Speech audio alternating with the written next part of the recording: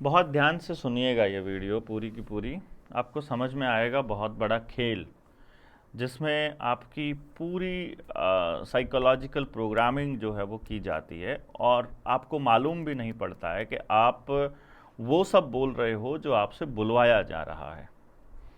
अभी थोड़े ही दिनों पहले यूपीएससी के एग्ज़ाम्स के रिज़ल्ट्स आए और लोगों ने अपनी फेसबुक पे शेयर करना शुरू किया उन चेहरों को जिन लोगों ने इस एग्ज़ाम में सफलता प्राप्त की थी।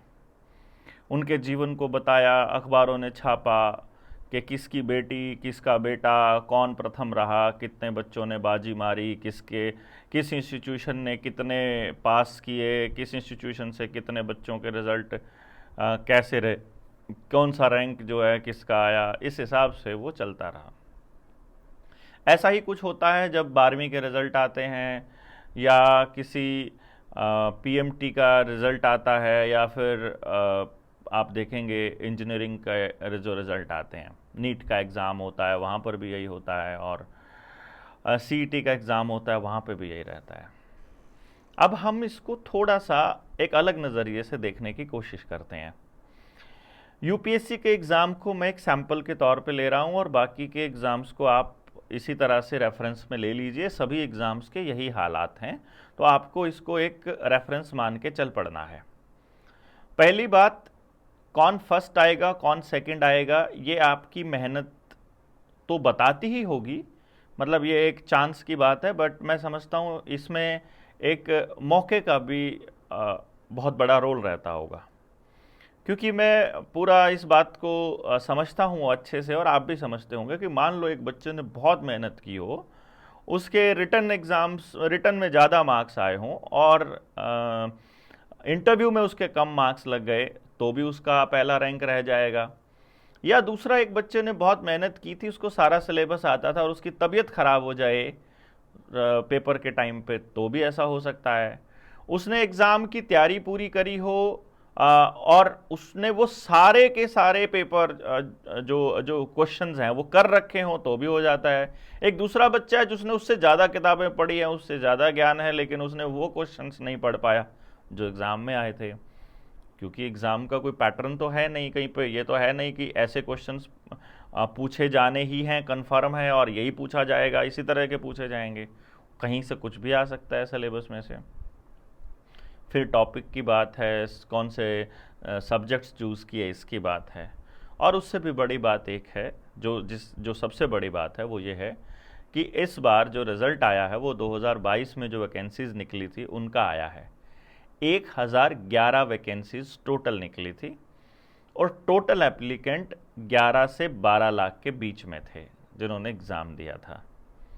अब आप इस बात से अंदाज़ा लगाइए कि 1011 वैकेंसीज़ हैं, आप 15 घंटे पढ़िए, आप 18 घंटे पढ़िए, आपके कोचिंग सेंटर का नाम ए है, बी है, सी है, आपका टीचर जेड है, वाई है, एक्स है, कोई फर्क नहीं पड़ने वाला, क्योंकि 1011 से ज़्यादा सिलेक्शंस हो नहीं सकते, किसी भी कीमत पर हो नहीं सकते थे, और ना हुए तो 1011 ही सिलेक्शंस होंगे ना, इससे ज़्यादा तो होंगे ही नहीं।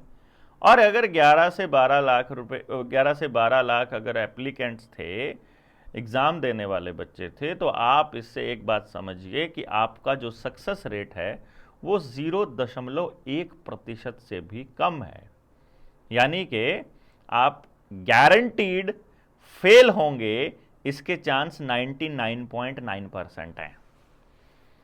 और इन बच्चों के ऊपर साइकोलॉजिकल कितना प्रेशर रहता होगा और ये क्या सोचते होंगे जो 99.9% से ज़्यादा बच्चे हैं, ये आप नहीं समझ पाएंगे, क्योंकि आपने एग्ज़ाम नहीं दिया। आपको तो ऐसा लगेगा मेहनत नहीं करी होगी। देखो फलाने के बच्चे ने भी तो करी थी, देखो वो गरीब का बच्चा भी तो पढ़ गया, देखो वो हिंदी मीडियम वाले भी तो पढ़ गए, देखो वो ये वाले भी तो पढ़ गए, तुमसे क्या, तुम्हें क्या दिक्कत थी। ऐसे सवाल ऐसे हो सकते हैं जो आपके दिमाग में उठें, और उनका जवाब ना उस बच्चे के पास होगा जिसने एग्ज़ाम दिया, और ना ही आपके पास होगा, उसके टीचर्स के पास भी नहीं होगा। कोई इसे मेहनत के फल बताएगा, कोई कहेगा तुम थोड़ा सा और कर लेते, कोई कहेगा तुम्हें बस ये नहीं करना चाहिए था, तुम ये और कर लेते। एक तो ये एक खेल बड़ा चला, इस पे आप लोगों को सोचना पड़ेगा कि जो 99.9% से ज़्यादा बच्चा है उसके बारे में समाज का कौन सा तबका है जो सोच रहा है। क्या वो बच्चे कुदरत ने ऐसे ही पैदा कर दिए थे? क्या वो अपने ऊपर फेलियर का जो ठप्पा है वो लगा के रखेंगे? क्योंकि अगली बार फिर से जो बच्चे इनमें से एग्ज़ाम में अपीयर होने वाले हैं, वो बच्चे में से फिर वही 1000 बच्चों का सिलेक्शन होना है, जिनमें से कुछ बच्चे वो होंगे जिन्होंने पहले भी एग्ज़ाम दिए हैं। कोई पहला है, कोई दूसरी बार दे रहा होगा, कोई तीसरी बार, कोई चौथी बार। तो ये समाज को देखना होगा। दूसरी बात मैं जो कहना चाहूँगा वो कहना चाहूँगा पहलवानों के इस धरने के बारे में। पहली बात तो ये जो धरना है ये अब पहलवानों का नहीं रहा, अब ये देश की बेटियों का धरना हो जाना चाहिए। अब इसका नाम जो है वो पहलवानों के नैरेटिव से निकलकर देश की बेटियों की तरफ आ जाना चाहिए, क्योंकि जब इन्होंने ये निर्णय लिया कि ये अपने मेडल्स जो हैं वो गंगा में बहा देने वाले हैं, उस दिन के बाद से इनको बोलना भी नहीं चाहिए कि अब हमारा धरना पहलवानों का है, अब ये धरना बेटियों का धरना है, ऐसा बोलना चाहिए। दूसरी बात, इसमें मैं एक चीज़ कहूँगा कि चलो कोई बात नहीं, सरकार ये साबित करने पे लगी हुई है कि ये सारे के सारे एक कौम के बच्चे हैं जो लड़ाई लड़ रहे हैं। ये कहने का मतलब ये जाटों के बच्चे हैं। तो एक अंतर्राष्ट्रीय जाट संसद लगती है अपने देश के अंदर, उसको आयोजन करने वाले दो वो भाई हैं कि दो दोस्त हैं, पता नहीं कौन है, लेकिन वो ऐसा करते हैं। हालांकि उनकी जो संसद लगती है उसमें 90% से ज़्यादा संघी होते हैं, आरएसएस के लोग होते हैं, बीजेपी से जुड़े लोग होते हैं, या उसी मानसिकता के लोग होते हैं जिनमें कट्टरता भरी होती है। मुझे नहीं लगता कि लिबरल व्यक्ति वहाँ जाएगा तो कोई संदेश दे करके आएगा। वो मतलब इस बात के ऊपर गर्व करेगा, और मैं इस बात में बहुत यकीन करता हूँ कि आप किस जाति में पैदा हुए, आप किस धर्म में पैदा हुए, ये आपने तय नहीं किया। तो आपको अपनी जाति पर, मतलब उस जाति में पैदा होने पर गर्व करने का अधिकार नहीं है। आप अगर कुछ ऐसा करते हैं कि आपकी जाति के लोग आपके ऊपर गर्व करें तो कुछ बात बने।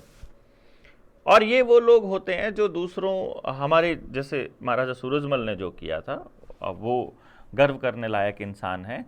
और ये तो मैं कहता हूँ कि कोई भी इंसान होगा जिसमें ज़मीर जिंदा होगा और जो इंसानियत को मानेगा, वो कहीं भी पैदा हो सकते हैं। वो इंसानियत की लड़ाई लड़ने वाले महाराणा प्रताप भी तो हो सकते हैं। तो कौन सी ऐसी कौम है जहाँ पर समाज के लिए लड़ने वाले लोग नहीं हैं? सिखों के 10 गुरुओं को देख लीजिए आप। अपने बच्चों को शहीद कराने की बात हो, अपना शीश कलम करके देने की बात हो, चाहे कोई भी हो, तो कौन सी ऐसी जात, ऐसी कौम मिलेगी जहाँ पर इस तरह के लोग नहीं मिलते हैं? आप बिरसा मुंडा को देख लीजिए। मतलब कहने का मतलब मेरा एक यही है कि हर एक कौम में, हर एक जाति में ऐसे लोग मिल जाते हैं, और मुझे लगता है इसके ऊपर जाति का ठप्पा लगाना उचित नहीं है। लेकिन जो बात मैं कहना चाह रहा था वो ये थी कि जो उन बंधुओं ने जब बात कही थी, एक बार अंतर्राष्ट्रीय जाट संसद वो लगाने जा रहे थे, और वहाँ पर वो कह रहे थे हमारे वहाँ पर गवर्नर्स आते हैं, हम उनको बुलाते हैं, आईएएस अफसरों को बुलाते हैं, और जब हम इसके लिए इनविटेशन देने गए, इसके बारे में बताने गए, तो प्रधानमंत्री मोदी ने 1 घंटा हमसे बात की। तो एक बार 15 मिनट निकाल करके इन बेटियों के लिए भी बात कर लेते भैया उनसे, क्योंकि मुझे लगता है कि अब वो गवर्नर जो हैं, वो प्रधानमंत्री जो हैं, वो मंत्री, वो इस मुद्दे पर आपसे बात नहीं करते हैं क्या? या वो सेलेक्टिव मुद्दे होते हैं जिनके अंदर थोड़ी कट्टरता ही लानी होती है, या वो सिर्फ इसलिए होते हैं कि तुमको समाज में से जहरीले लोगों को छांटना होता है, या तुमको सिर्फ ये देखना होता है कि समाज को तोड़ने का काम कैसे किया जाए? क्योंकि मैं ये हमेशा से बोलता आया हूँ, जो भी इंसान एक कौम का ठेका उठाता है, एक कौम के लिए बात करता है, वो इंसान समाज में जहर घोलने का काम करता है।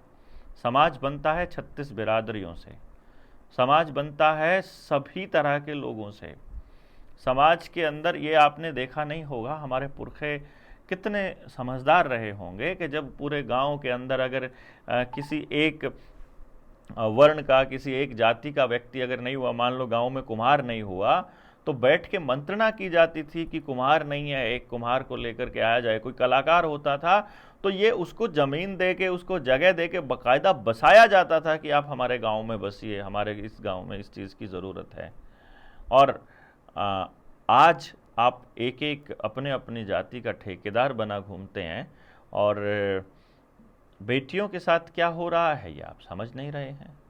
आज इनके साथ हो रहा है, कल आपके साथ होगा, तब आप क्या करने वाले हैं? आपने कभी सोचा है अगर आपके घर की बेटी हुई तो क्या होगा?